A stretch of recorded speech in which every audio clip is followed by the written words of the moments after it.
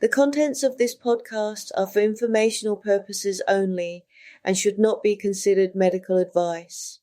If you have a specific health concern or condition, please consult a qualified healthcare professional for more details.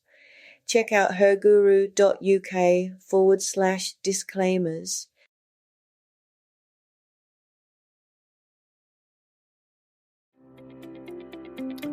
Hi, and welcome to Work Stress Anxiety. One of the things I think that matters most is that so many people are just not dealing with stress. And I'm so glad that I have an amazing guest, Dr Vanessa Labode-Richman, who's a clinical neuropsychologist, to talk about all the things that we need to be thinking about when we're dealing with stress. Let's get started. Hello everyone, Cheryl here. Welcome to Work Stress Anxiety. And if you have had the kind of day that I have had, you'll be so pleased that we have a wonderful guest here today. Vanessa, welcome. Hi, thank you so much for having me again. I'm happy to be here. So Vanessa, what I'd really like you to do is talk about your forward method and the usefulness of it in the kind of environment, especially in the workplace, where someone might be suffering with chronic stress. So the forward method was something that was born out of my personal experiences. But given that I am a neuropsychologist, I have also, through my training, been able to understand why this works and why this is helpful, both neurologically, through like cognitive neuroscience, but also psychologically. So the reason that this even came about was I kept having the experience that throughout my life, even before I started working on, well before I ever started working on this, I would be talking about my life to people, and generally the response I kept getting over and over was, I don't know how you do it, or I don't think I could do it the way that you've done it. And it sounds like a compliment, but in those moments when I would be sharing with someone something difficult I had been through, it kind of made me feel like they weren't understanding how bad things were, because it was only kind of propping me up. I was really hoping maybe for the response of like, holy shit, I'm so sorry. But often I was just, so over the course of my life, at some point after I graduated, and this literally still happened like a week ago with someone, I started actually reflecting more and was curious, like, what are people responding to? I don't understand what I'm saying, that different people are just regularly telling me this thing. And so I think what I have nailed down is that often people find themselves feeling curious and also open to how I've managed things, because I think people anticipate that with hard things, you're going to lose yourself in it. And I think the thing people were often responding to was the fact that I was describing this very hard thing, but I was still me, or there were still parts of me that were fully intact. And I want to be very honest, that has not been the case in every hard moment of my life. I've really done a bad job of this at times. But the moments that I do think of when people share that with me, it's the times where I'm talking about a really hard thing and I'm still me while I'm going through it or after having gone through it. And so there are 4 components of the forward method. The way I spell forward is FOUR, because there are 4 components, and each letter in 4 represents a different component by that letter. So the first component is we're going to frame the problem. We're going to figure out if the problem we're dealing with is something we fix, something we face, something that we forget. Very quickly, we fix the things that have a solvable action solution. Something that if you change something, the outcome is what you want. It's the simplest type of problem there is. Losing Wi-Fi connection, you fix it. That's that kind of stressor. We face the things that we are choosing to tolerate discomfort for a very good goal. So for example, if you want to talk to your boss about a raise or transferring to a different team that they're starting because you think your skill set is better applied for that, or you would be a valuable asset for that. And it gives you anxiety to think about having that meeting or to have to pitch yourself in that way, push through. That's a really good goal for your self-worth at work, self-esteem, advocacy for yourself. Push through that discomfort and do the thing. Then we're going to forget the things that are unhealthy to accept. If you're in a work situation where your boss really overworks you or is constantly demeaning you or making you feel like you're worthless, if that boss is not capable of change, that is the kind of scenario that will deplete you very quickly over time. It's not healthy to accept. It's not worth staying there. I'm not saying that everything has that option, but if you have an option to let something go, even if it's hard, we want to do that. And those are the stressors that we forget. So that's the first component of the forward method. You fix, face, or forget whatever stressor you're dealing with. The O is outlook. I'm not telling you to be positive. I'm also not telling you that everything's going to work out. The outlook here is that, one, you are capable of struggle. I know that's unpopular these days, but you are absolutely built psychologically and physically to struggle and to survive. So the idea that you will not get through something is probably bullshit. There are things that are going to really take everything you have. There are going to be things that change you, but I don't know that it means that you're going to be broken as a result of it. Okay. So you have to have the outlook that you can overcome whatever is to come. And part of that is also being open to all your options.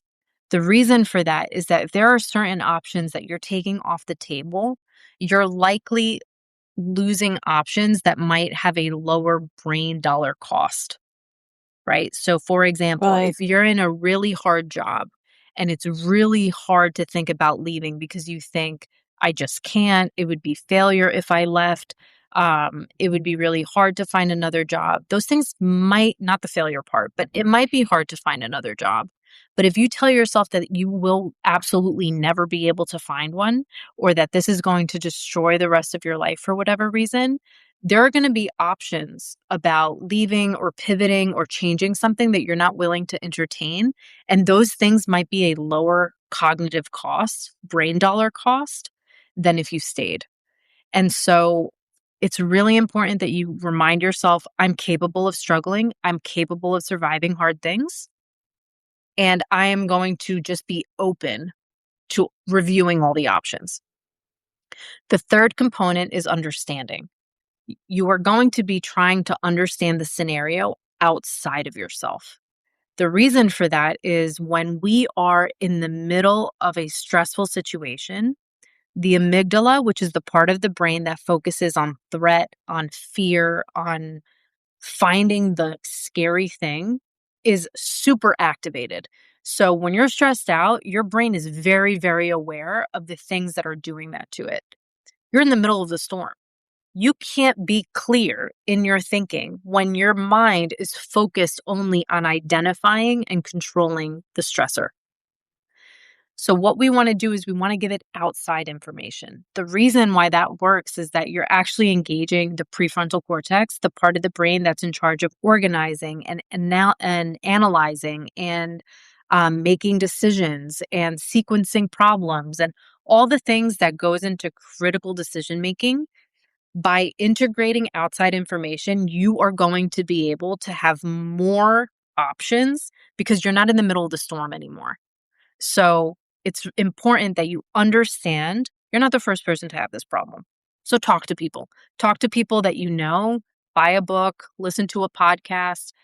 Anything that gets you information that's outside of your scenario is going to be helpful so that your whole brain is fully working toward finding the most clear goal. And then finally, the very last step, the R in forward, is reflection. We're not journaling. You can, but that's not what the R is. Reflection here means you are going to be extracting meaning from the situation to convert it into a lesson. The reason we do that is pain, if you don't do anything with it, is just pain. That whole thing of like what doesn't kill you makes you stronger is crap. That's not real. Sometimes if it doesn't kill you, it'll make you bitter, it'll make you angry, it'll make you resentful. You have to be really careful with the kind of pain you hold and then what you do with it. And so the way that we give pain purpose and we become stronger after the really hard thing is by finding the things we learned so that we give that thing a little bit of meaning so that it doesn't have to define you moving forward. And I want to be clear, you don't have to be grateful for the hard thing. It can still be a hard thing you wish had never happened. But I think it's really important to recognize how it made you better or gave you a different perspective or how you have better understanding now because of it. So that's the forward method. These are 4 components that help to keep your mind and your brain right as you move through a very hard thing. And the reason that this works is that you are going to be activating and engaging parts of your brain that tend to either not be integrated as much in the stress response or it's going to be helping to keep your brain kind of healthy so that we don't get stuck by either hemorrhaging brain resources or making decisions based on fear alone. Okay. It's really interesting what you're saying, and it's interesting when you said about that adage, about it doesn't make you stronger, because I know that a lot of people, I can think of people quite close to me who've been through really bad experiences and they are very bitter, very, very bitter. It's almost as if they've almost been stuck in time in at the end of that experience, and it's almost as mentally they haven't been able to move forward in their lives. So I was just interested, how does someone know when they need outside understanding rather than constant rumination? When does someone know that? I mean, I think if you're ruminating, you're there, right? Right. I think that's a perfect tell. Um, if we think about generally how we move through decisions in our life, we often can think about things, make a decision at some point, and then we move on. If you find yourself running through scenarios, the same scenario over and over and over, or, something I've done and I know people tell me they do it too is like, have you ever had an argument with someone while you're in the shower? Right? And you just rehearse what you would tell that person or what you would do in a certain once you're there, something's wrong, right? Right. We have to be doing something because the reason that that's happening is your brain is looking for relief or it's looking for control or it's looking to be expressed somehow. And that gets exhausting and that costs the brain resources to just hold and mull something over and over. If you're in a moment and you're unhappy or unfulfilled, or you feel like you're not connecting with things that used to bring you joy and you're not able to feel that anymore, something's wrong. Something is not okay. And so if you feel like there are parts of you you don't have access to anymore and you don't know where to go from here, look for outside help. That doesn't mean go to therapy. I mean, it could. I know I've done that in different parts of my life, but I think at least in my part of the world where I live, specifically in the United States, everyone feels like they have to get through life on their own. No one will accept help. No one wants to admit that they, are struggling with something that they think they shouldn't be struggling with, that they should just be managing like everybody else. And the reality is, most people are struggling in ways that other people are struggling. And no one was meant to go through life alone.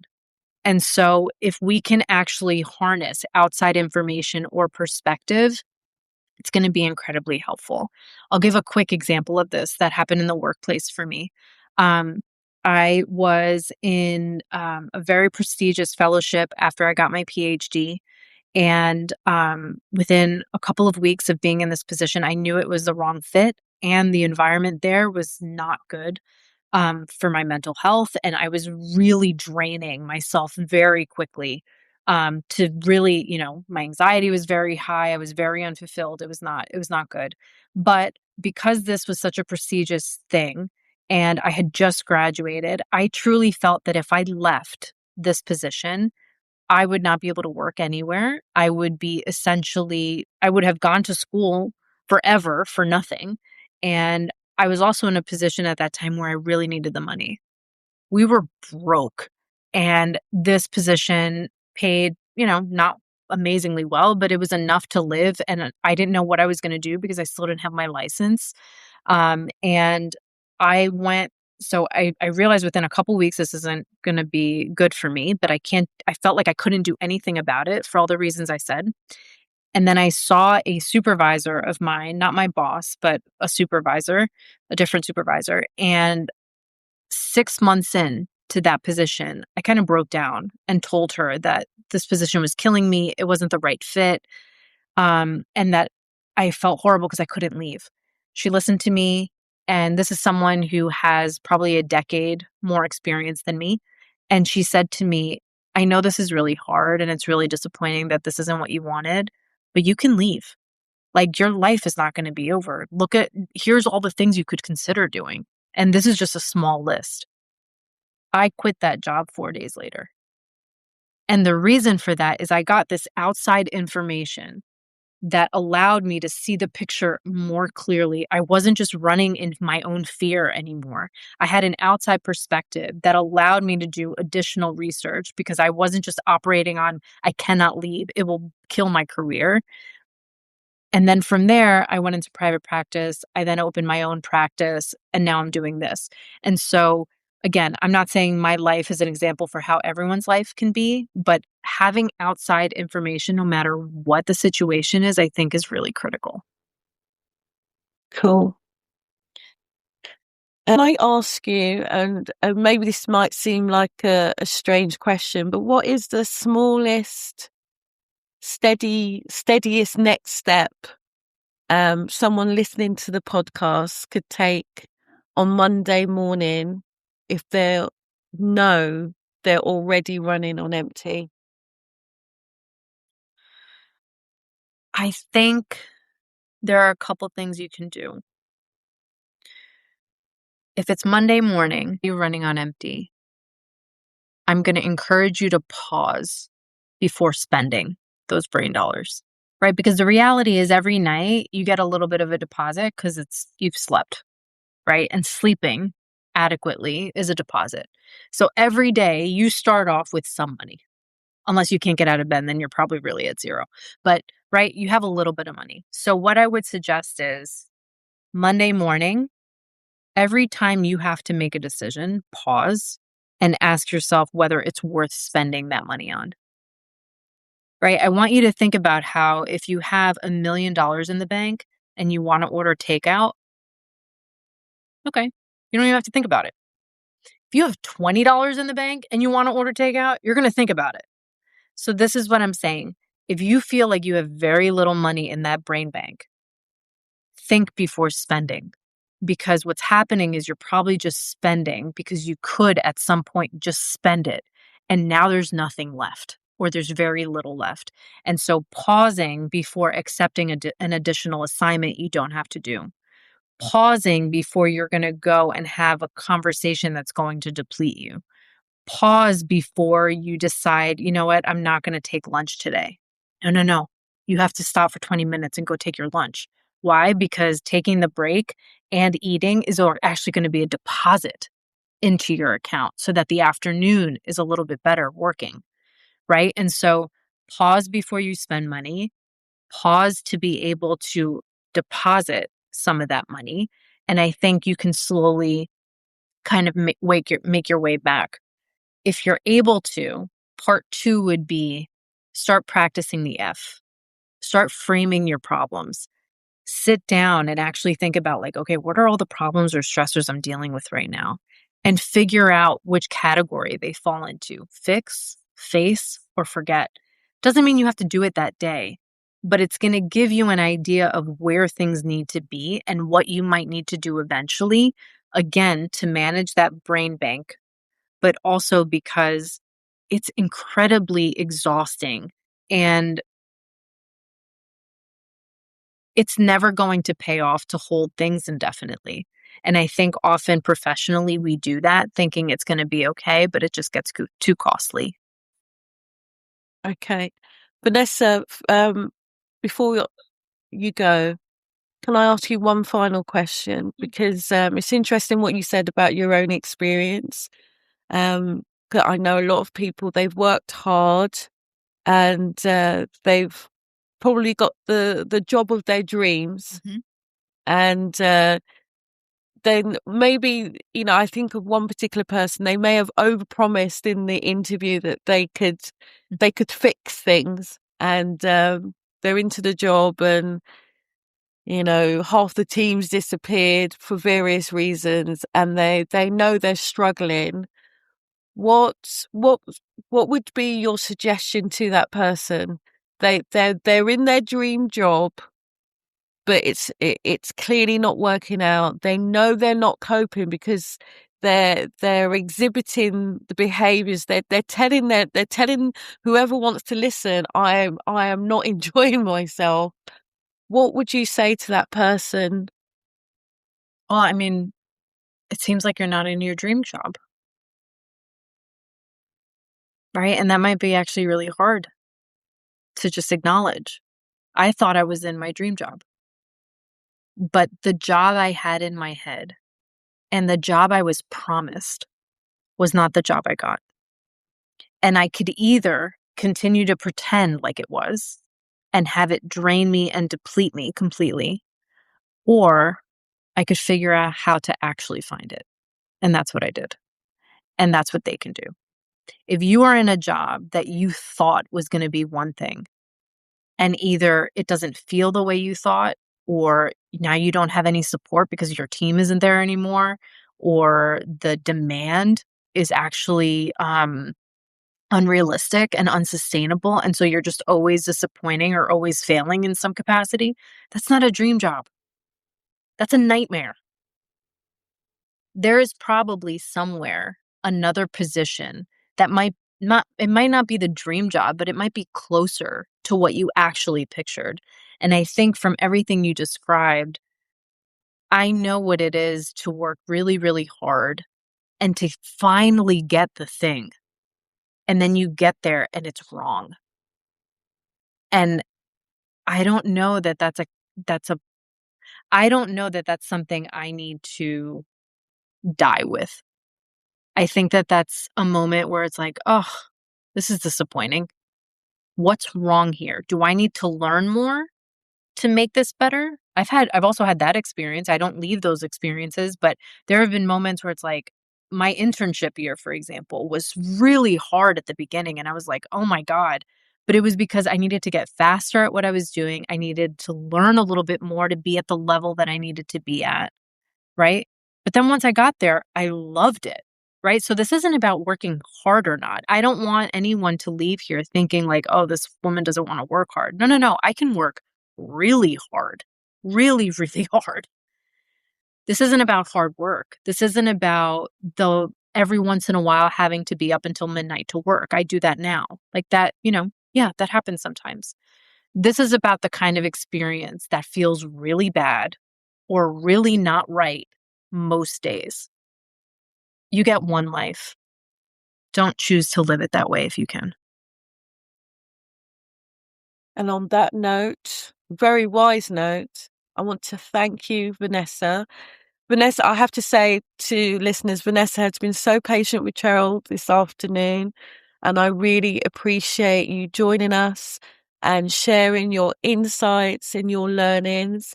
And I know that I personally have got so much from speaking to you, Vanessa. And I just want to say thank you for your time. Thank you, Vanessa. Thank you. This has been wonderful. Thank you so much for having me.